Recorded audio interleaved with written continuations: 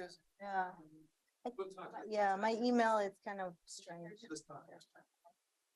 Yeah, there's a right one and a wrong one. Yeah, there's a right one in there. All right. Good morning, commissioners, and over to you, Chair Harrington.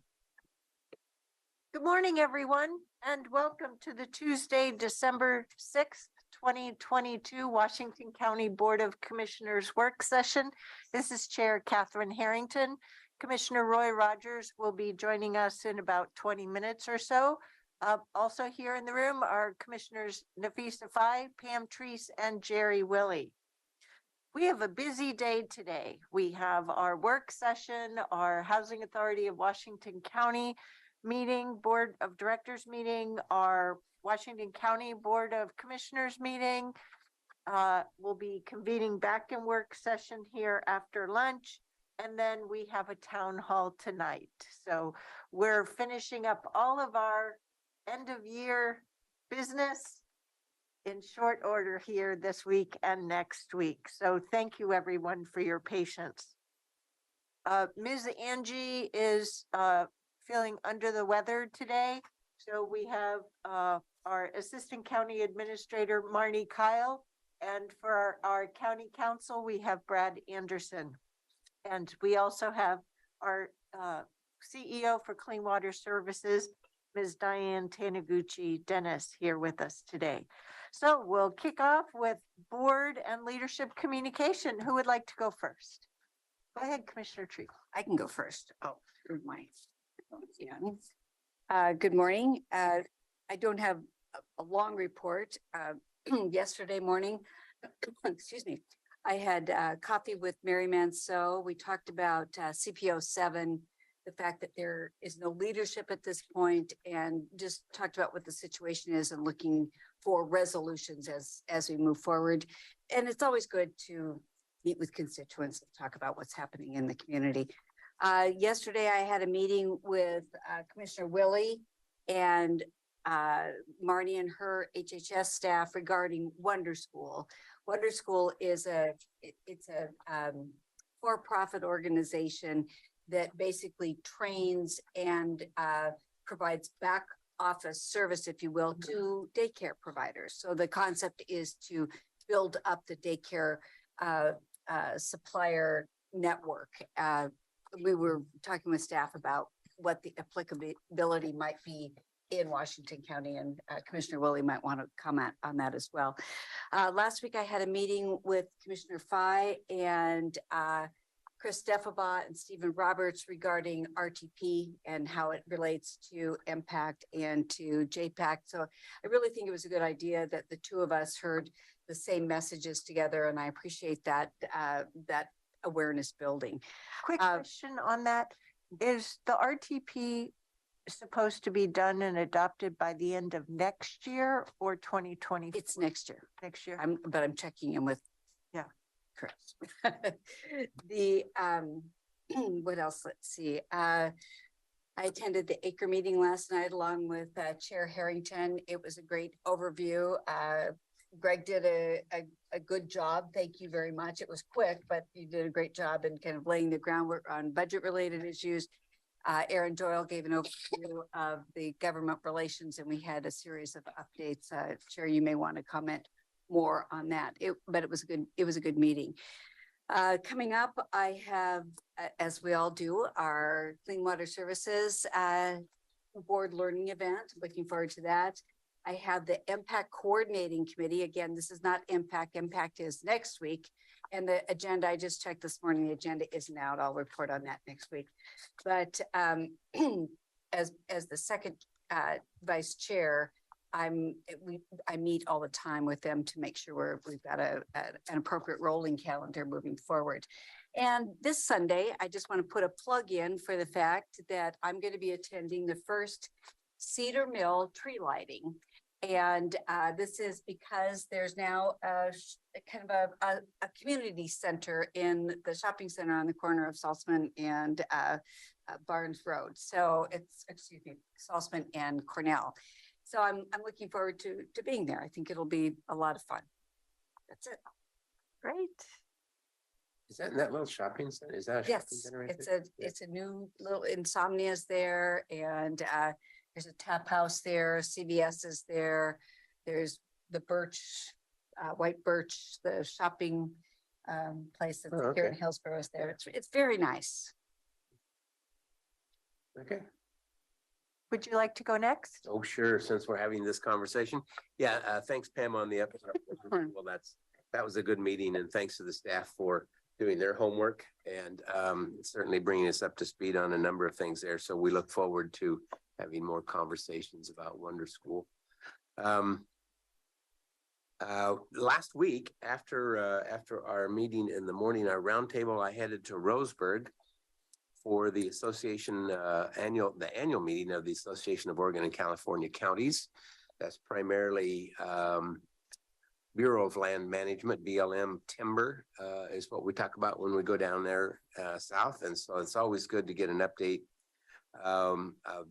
They have litigation issues, of course, and then we had a number of meetings with their lobbyists and just got a good perspective of what their year looks like. Remember, we have changed out effective January 1, the executive director. Rocky is no longer that. It's now Doug. Megan, what's Doug's last name? Can't remember. Anyway, it's a person that's been with the organization for a very, very long time. And it's going to be an easy and good transition. So we'll continue to keep updated on that. Over the lunch hour, we meet at the Umpqua College, and we had the president of that college meet with us again. She met with us last year at the same time. She'd been on the job 1 month. So now she feels like she's a senior person. She's got 13 months. But she gave us a real quick snapshot of what the perspective of junior colleges are right now. And probably the most startling example she gave was that last year's graduating class, 2/3 of them, 66% of them were women, and only 1/3 of them were males. And that's their enrollment is tracking in the same direction. And they're trying to figure out why the males are not going to school. Probably because they can go into the trades and get a job and just transition from high school into work. And that's perfectly fine with them. And they're saying that's problematic. We need to get them some education, some workforce training. So that's what her focus is developing a number of workforce training programs. And it's she's got a great program, a great perspective, I think, a great vision for that college. And she said it's not just her, it's junior colleges and overall are looking at how they're going to have to revamp their programs to include workforce training and combine a number of professions so that it isn't just one or the other. It's there's going to be a blend of them. So it'll be very cool. Yesterday, I attended a GPI meeting, Greater Portland Inc. meeting with their consultants. DCI, they have hired a consulting firm on how to brand and market Portland for business recovery, business expansion, working with recruiters to bring new business into the city of Portland. So it was an interesting 1.5-hour conversation about what are you hearing? What do you think? What are the perspectives of Portland, both positive and negative? And so it was a good conversation. I think their report will be coming out probably in a couple of months, and I will make sure that I'll give you an update on that when that report comes out. So other than that, Fair Board meeting tomorrow night. Looking forward to spending tomorrow with Clean Water Services. And yeah, lots of Quick question on the O&C counties. Do you remember, or maybe Megan does, what portion of our general fund do we get contributions from the O&C federal lands? Association of Oregon, California. That one. yeah.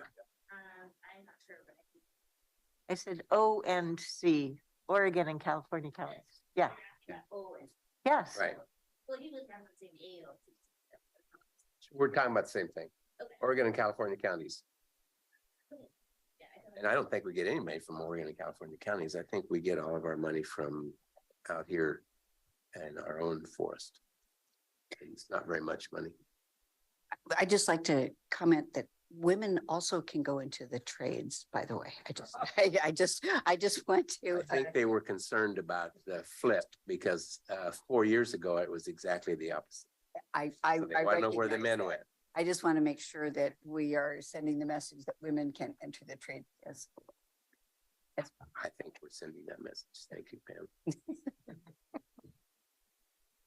Commissioner Fye?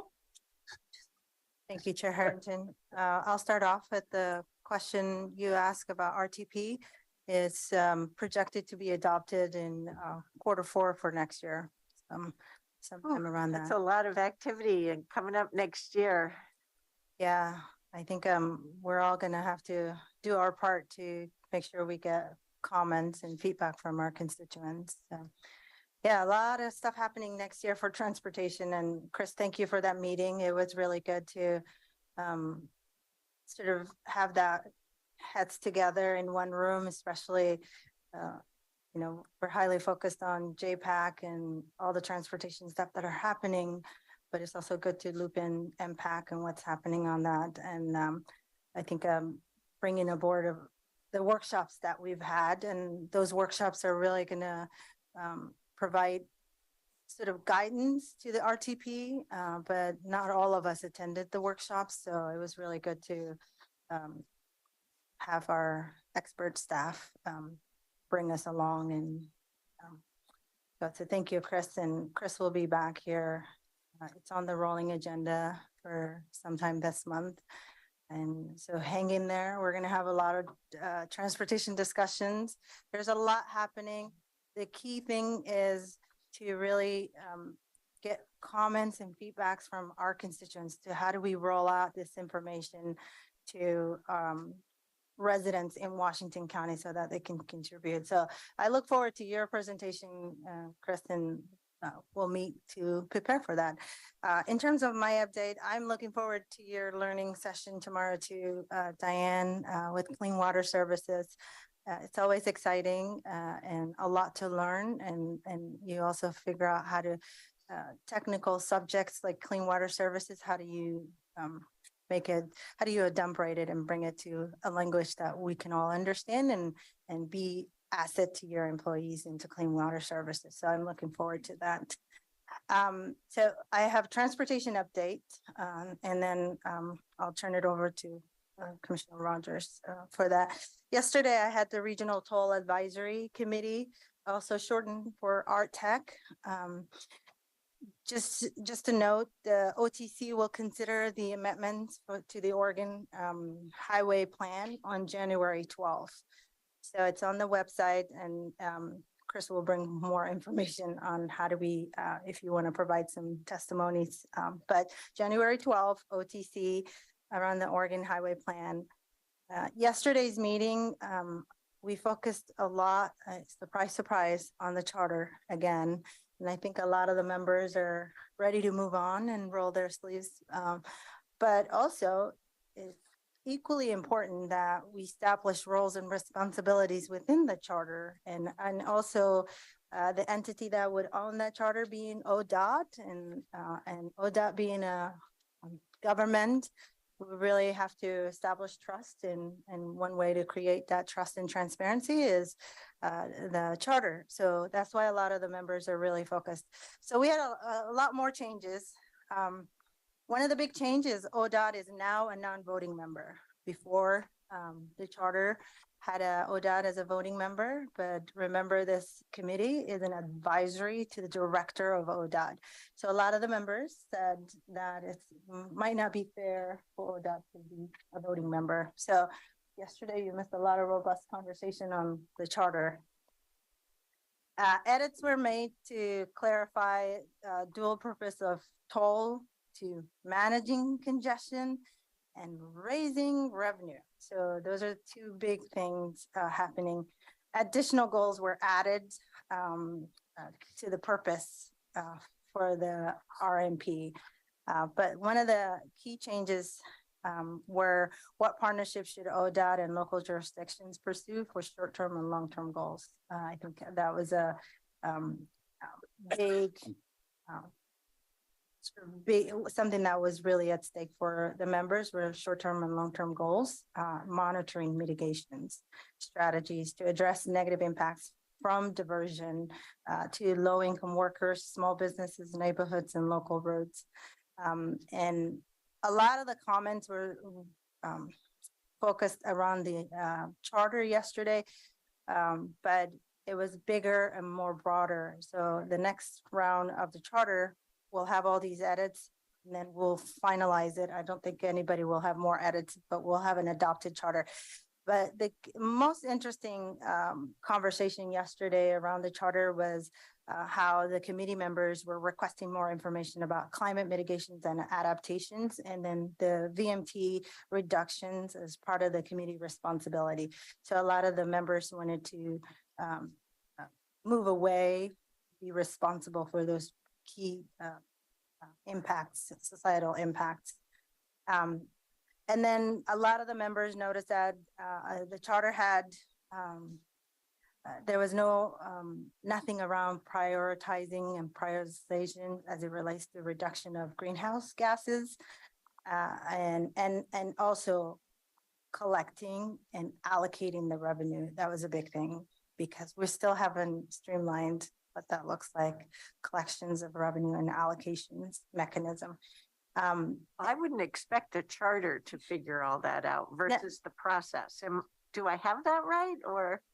Yeah, but this goes back to the trust. Yeah. So if people feel like if it's not clearly indicated in the charter, then it's going to be fall off because who will be responsible, right? Like it should be in the process.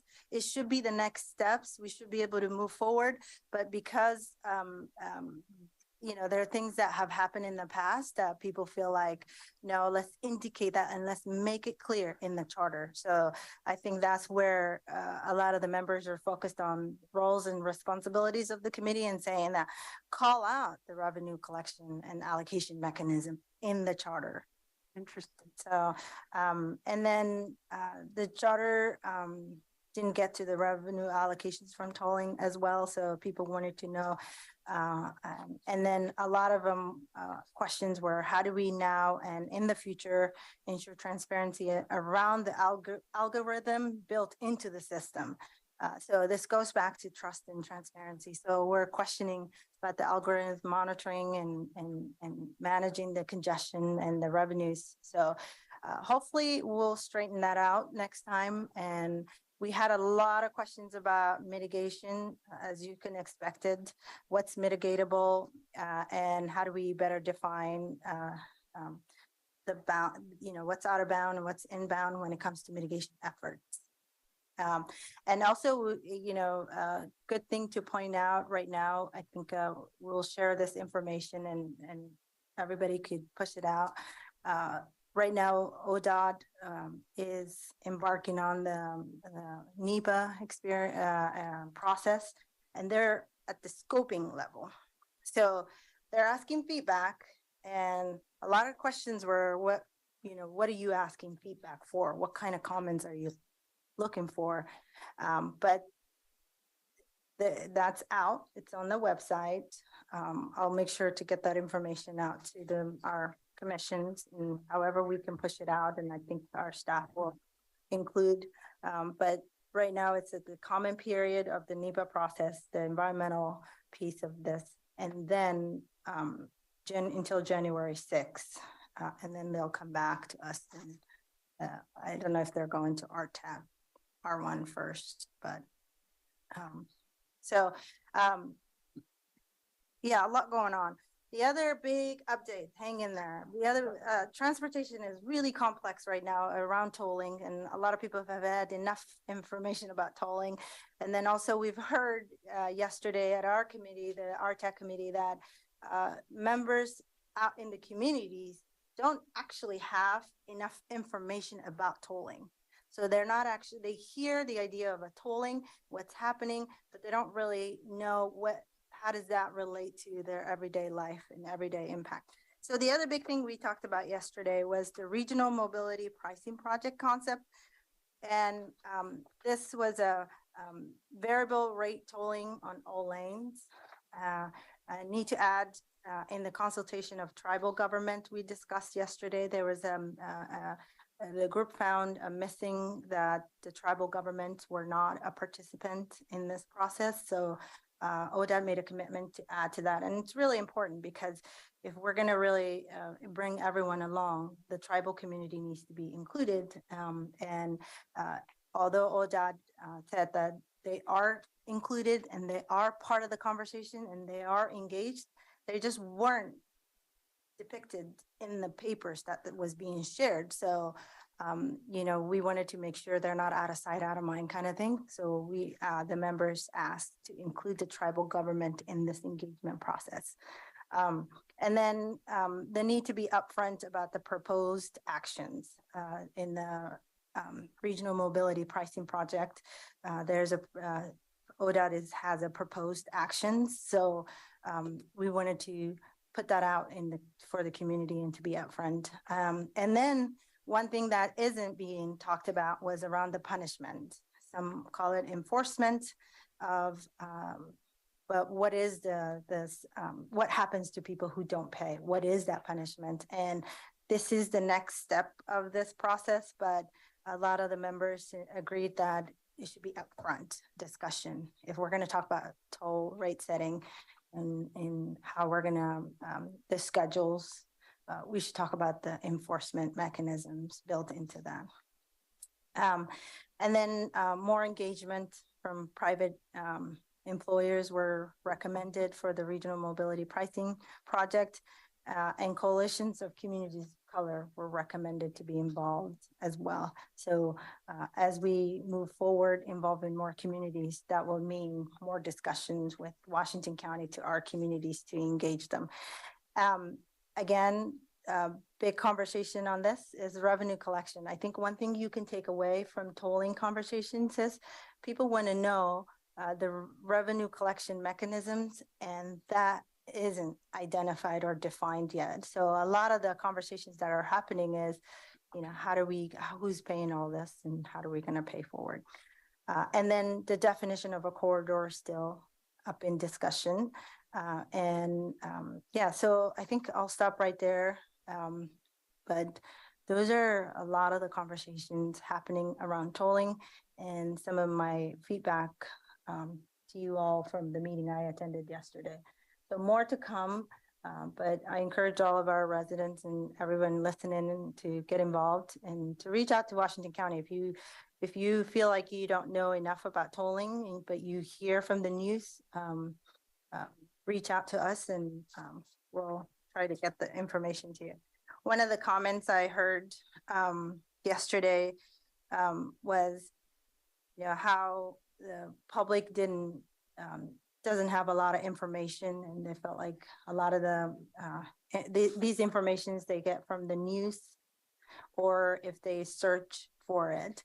The other thing that I heard is incremental change was being recommended to ODOT.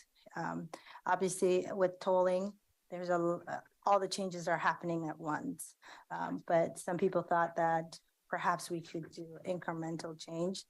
And then some of the comments from the public from yesterday was, what happened with the mitigation, diversion mitigation studies that were going to be conducted. So we'll bring back that's something that I actually wanted to talk to Chris about it, those diversion mitigation studies. So where do you want to point people to find information? Good question. The ODOT website has a lot of information, and Washington County, I'm looking at you, Chris, if we just nod, or Stephen, if we have any of our, I'm sure our Washington County website, especially if you search for WCCC, which is the Washington County Coordinating Committee, it would have past presentations and informations, but I don't know if we link the ODOT website to our website, but So these are ODOT projects you're talking about, and so we need to be clear that we're referring people to the ODOT website for the information. Mhm. Yes, but our committees have had presentations specific to, for Washington County. And if people want to get those informations, the recorded sessions or the presentations, they could search for the WCCC, which is the Washington County Coordinating Committee.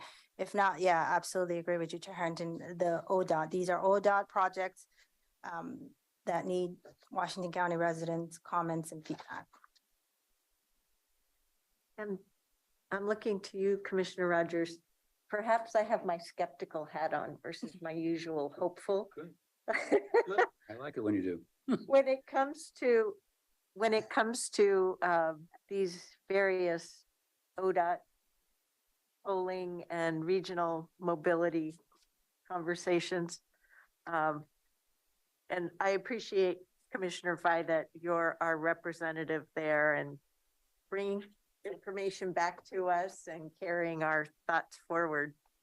I won't look to you to manage my skepticism in all of this.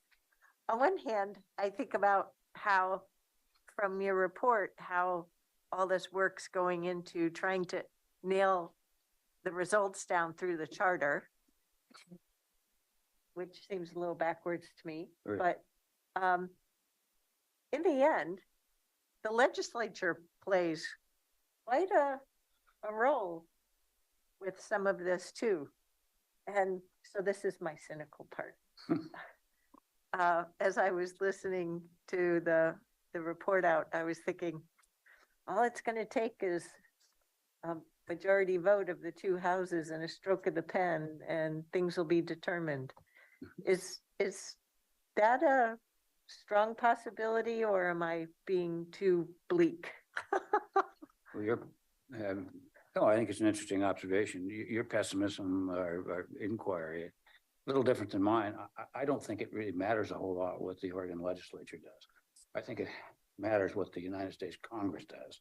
Those are federal highways. Yeah. And if by a stroke of the pen, Kevin McCarthy, who's the new Speaker of the House, says you aren't going to tax Oregonians and you aren't going to tax Californians and you're not going to tax Washingtonians, I'm not going to give you permission to do that tolling. That's all that has to happen. And this program was a lot of exercise of interest, but it doesn't go anywhere. And I don't want to get off on that, but two comments. And I told you this after meeting. Oregon, many of you probably know this, but Oregon was one of the first states in the union to have a gas tax. I think it's time to quit messing around with gas tax and think about the vehicle mile traveled model. Do away with all this. The only reason you're tolling is for two reasons. One, you want to catch those rascals who are EV operators, which we all can't have them out. We want to get them. And the second thing is that we want to get them. Oh, you're going to be one too. I will hopefully. We got three rascals. And the other reason is to raise revenue. You don't have to worry about any of that if you do a vehicle travel. Mm-hmm.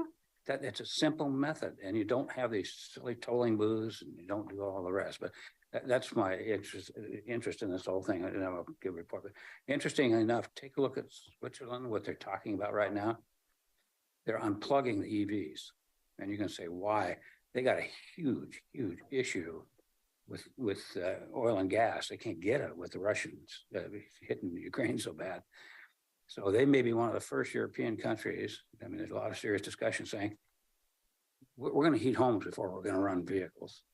So very interesting models, but I think it's all easily done by the United States Congress. It'll be interesting in the lobbying that's being done as to how that moves. I have more than I wanted to say, but your observation is good. I mean, there's a lot of local work. We all think that they really pay attention to us. Sometimes they do, and sometimes they don't. Much like I'll tell you just a few seconds worth at the R1 Act last night. As you know, we went for a balanced allocation formula that wasn't successful.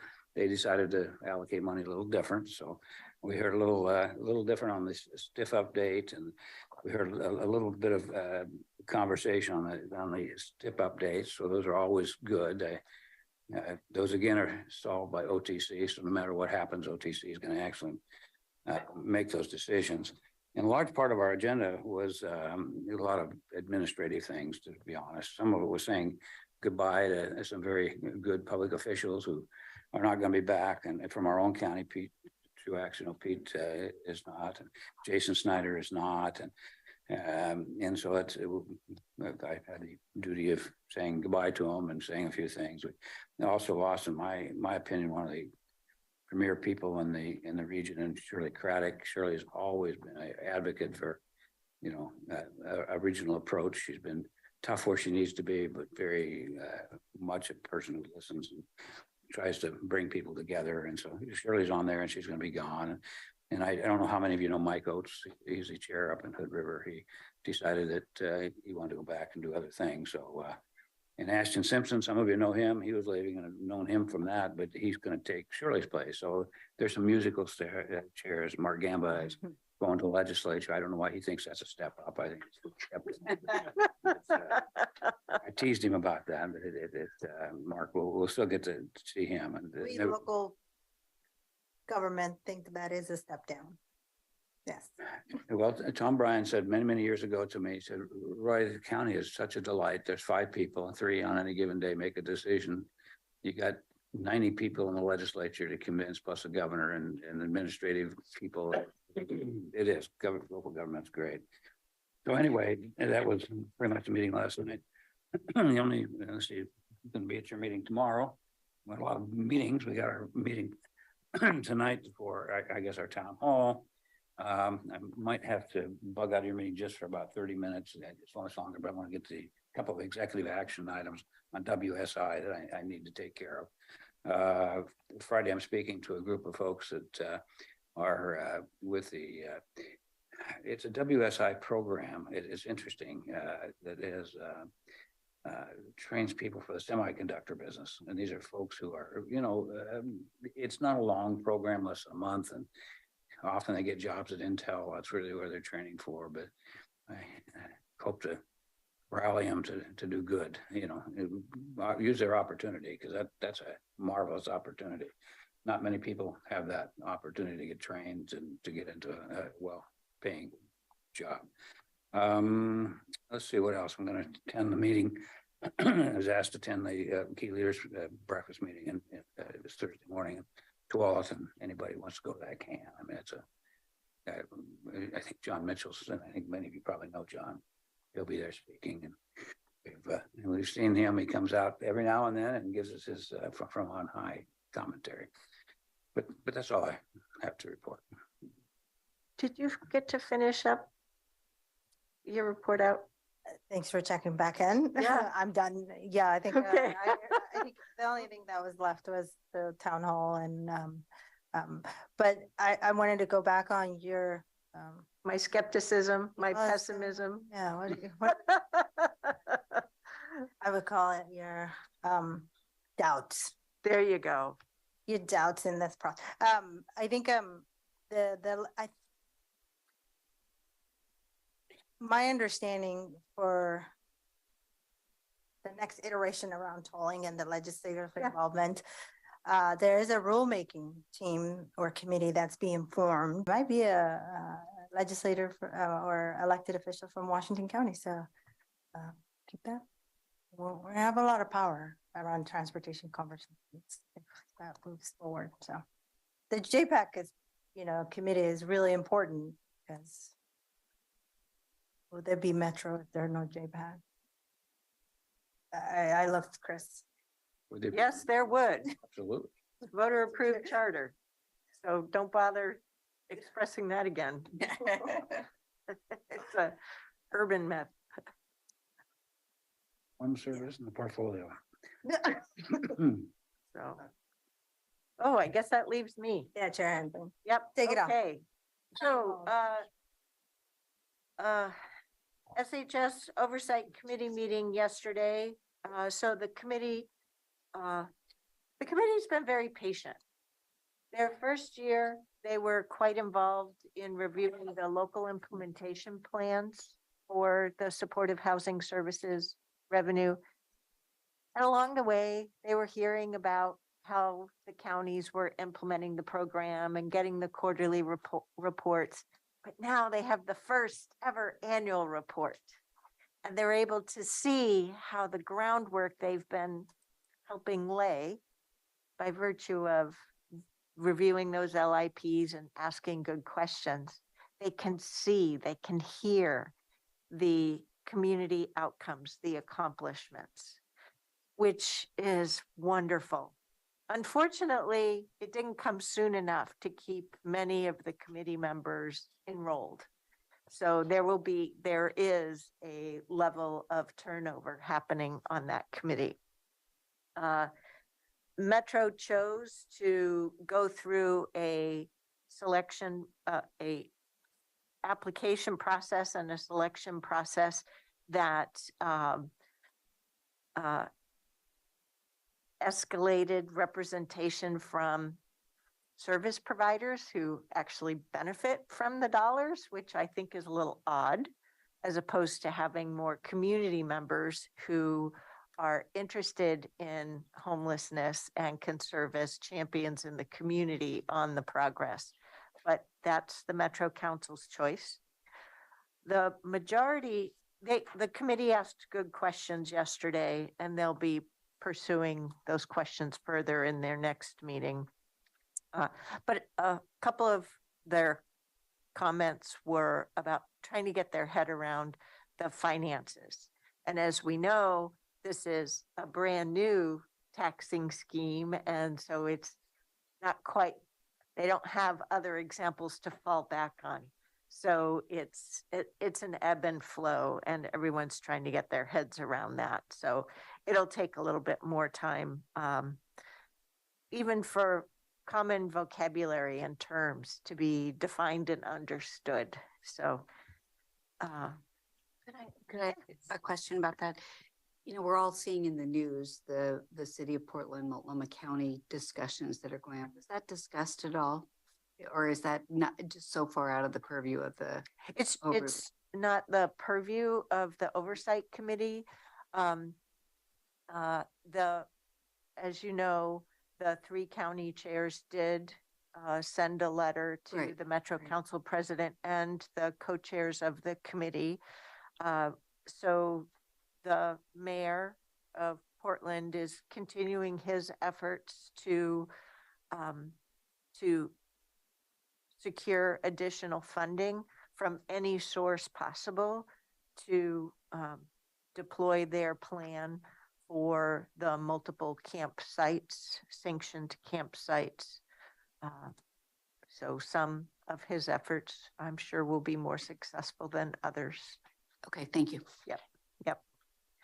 Then as Commissioner Treese mentioned, we had the Advisory Committee on Racial Equity monthly meeting last night. In addition to what she reported on, we also got a report out on CREW, the COVID Racial Equity Work Group, which I'm not sure how much of that information we've gotten on the board yet. So I anticipate that in January, when we have a work session on ARPA, that there will be more information coming to us then as well. So, and yes, we're spending a bunch of time together with our roundtable last Thursday and our CWS learning opportunity tomorrow. So onward, ho we go, trying to finish up this month of December and get to a new year.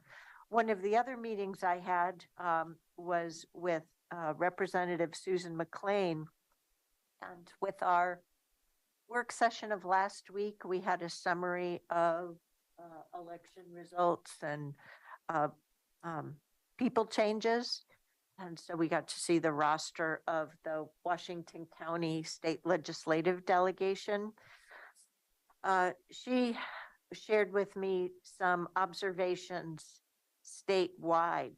So the legislature going into the 2023 session, they have the largest new group of House reps and senators than they've had in recent time, with more folks who are new or have new legislative experience or longer tenured experience, and not so much in the middle. They have their largest ever caucus of BIPOC legislators. And for many, we wind the clock back 2023 session for the 2020, 2021, and 2022 sessions. Any of the folks who were elected in 2019, fall of 2019, they've never had face-to-face caucus meetings before. So this may be for some their fourth legislative session. But for some of them, it will be the first time that they've had face-to-face caucus meetings, which will be different for them. So so in addition to having their large plate of topics on their agenda, they're going to have some dynamics to work through that we haven't seen play out in quite some time. So I don't envy them. I don't envy them. There was a big caucus meeting this past weekend on the House side. I don't know what's happening on the Senate side. So we'll see. But I hope that the winter weather doesn't throw them too many curveballs either. So that's it from me, I think. Any questions or anything we might have forgotten or? I have a PAB meeting this week. Representative McLean. Yeah. She's still transportation committee. Okay. Nothing changed. So far, so for the next good. year. Okay. Yep. No change. I don't think that they, that the Senate, let's see, it's Senate President and House. What's the House? Speaker, thank you. I don't know that the House Speaker has made his final announcements. I think they're still going through the formation on that. But that's the way it's trending right now. Okay. So stay tuned. Leadership communication. Ms. Kyle. Okay. Good morning, Chair Harrington and Board. As you shared, I'm standing in for Miss Angie, your county administrator this morning, and happy to do so. I have just 3 short updates. So one is really thrilling news to let you all know and the public know that we are able to reopen the Hawthorne Walk-In Center to walk-ins. It's limited walk-in hours from 9 a.m. to 2 p.m. Monday through Friday. And we believe that staffing levels are stable enough to support these walk-in services on a limited basis. And we'll continue to assess over the next few months to determine if we can increase walk-in hours or if we need to scale back a bit. And this is for crisis mental health support. This is for urgent or crisis mental health support. Yes, thank you. So even during the walk-in hours, we're suggesting that providers and community partners continue to call the Washington County Crisis Line. And I'm going to share that number for anybody that's listening from the public. But our crisis line is 503-291-9111. And this is staffed 24/7, and the staff that are there are really experts in helping folks figure out what is the right level of care and where's the best place to receive that care. Ms. Kyle, could you repeat the number? Sure. It is 503-291-9111. Thank you. Sure. So then my next topic is we are making some changes to the board agenda publication cycle, adding some board procedures to your board website. So with help from Clerk Moss, the County Administrative Office is revising the publication cycle for board agendas. So internally, the agenda due date will move from Wednesday at 5 to Friday at 5 p.m. And then externally, question? Keep going. Okay, so externally, the Tuesday, 3 p.m. broadcast of the agenda will end and send one, so we'll send one broadcast that's going to be issued on Thursday with all of the packet material. So reducing that down to one, so there's not, So reducing the changes. amount of time the board has to actually be prepared. Is that what I'm hearing?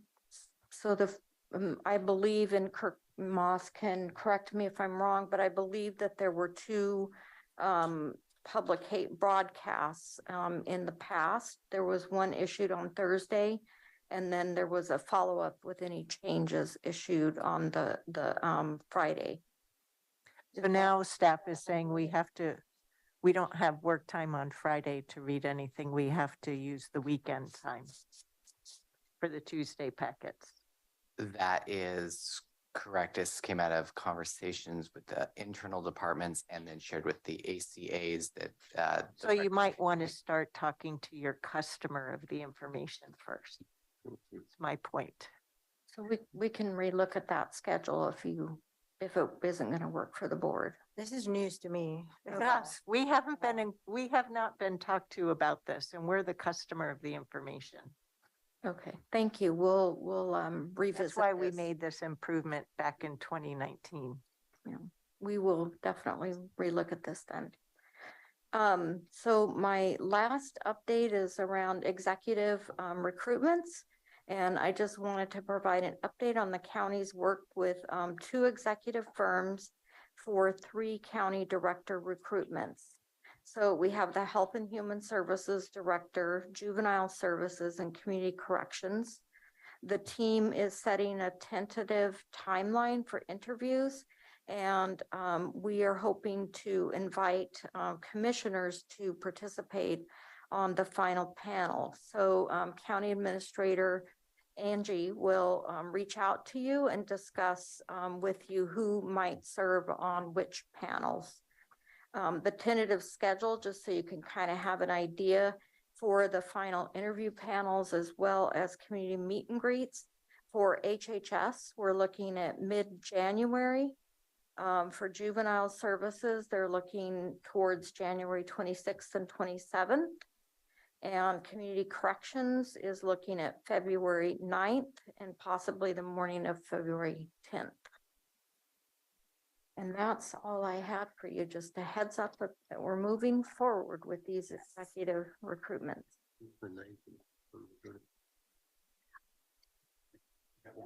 Meetings for NACO don't really start for us till the 12th, which is Sunday. I just wanted to make sure that we said it conflict with. Yeah. No. Just one thing, Lonnie, that Mhm. maybe not for everybody else, but at least for me. Princeton University has just published an interesting set of findings in regard to their study of the wearing of masks, what their long-term impacts are, as well as short-term impacts. And they challenge some of the things that we've commonly held. So I think when we've always commonly believed that, that's important for us to advocate a very clear message. So I encourage you to take a look and read that.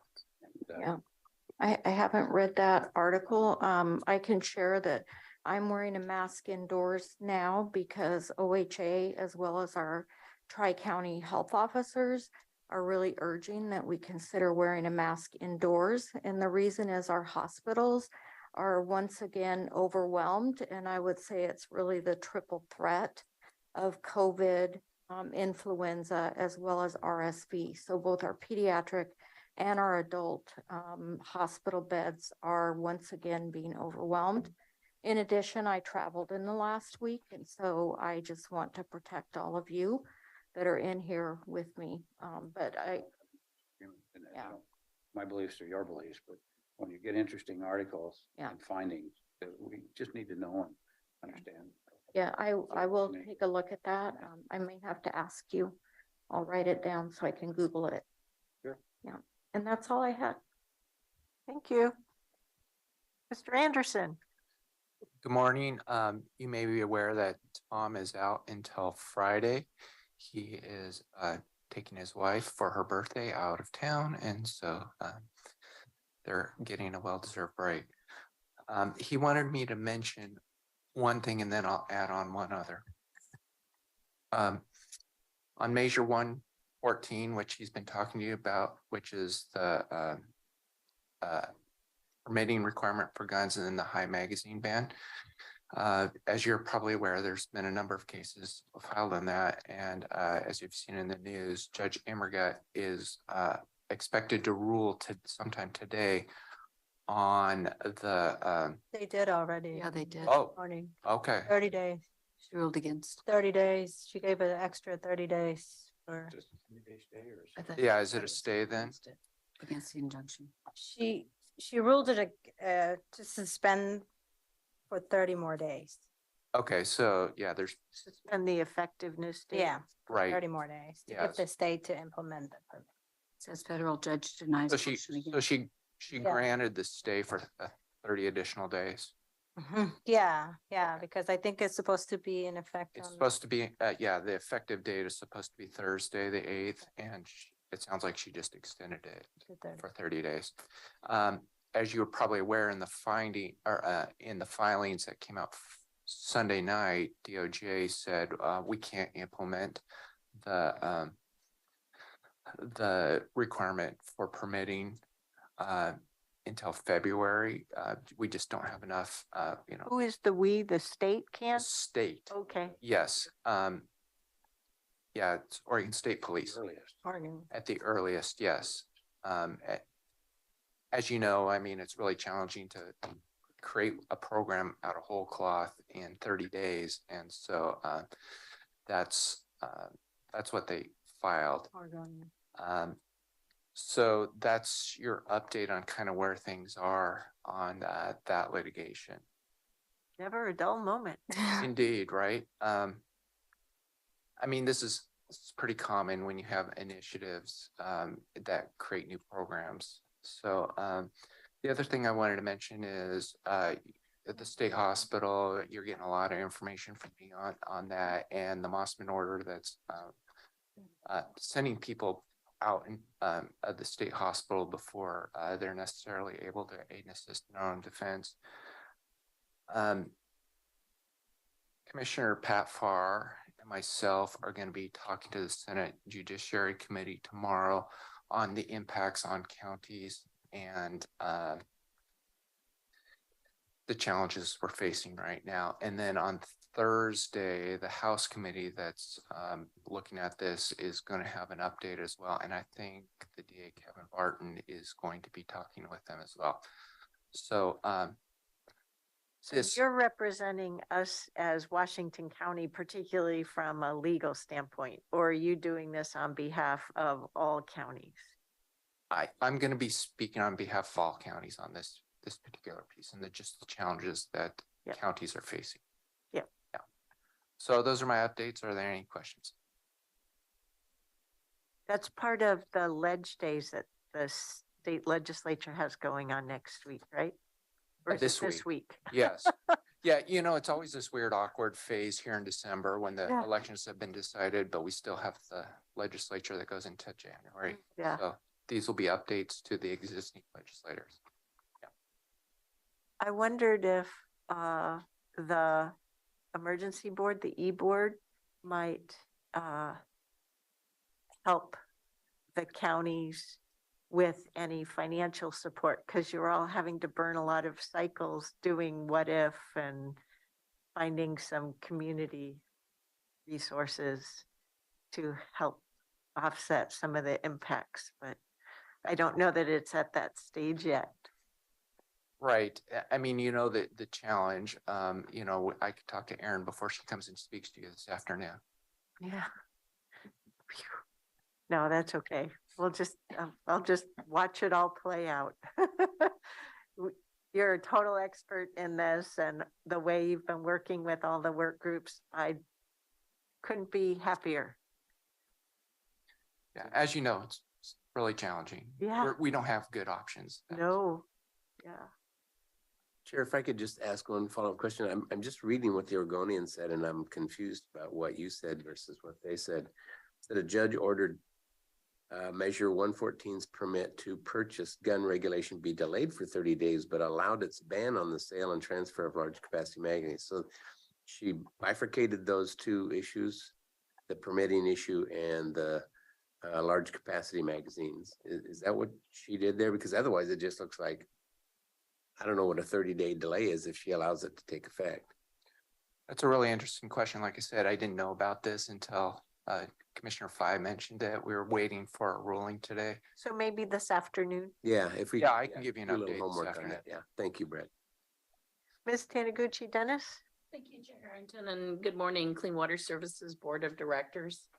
The team has fully transitioned to our winter operations, and with the weather that's happening on I-84, it impacts our ability to deliver biosolids to our farmers in Eastern Oregon. So the team has done a real good job managing the anaerobic digestion treatment, how we're storing it in our secondary digesters, to having contingency plans to be able to store the dewatered biosolids here until I-84 reopens. So the team's done a really good job pre-planning all of this. So they feel pretty confident they can manage this winter season.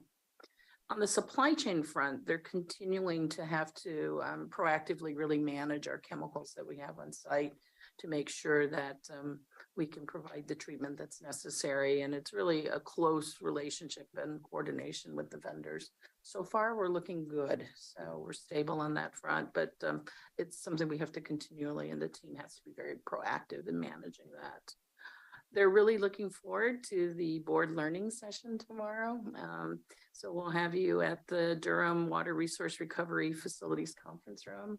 The team will be there at about 8:30 in the meeting, and we'll have you all there at 9 a.m. So they're looking forward to presenting their work to enhance the board's learning on some of our issues.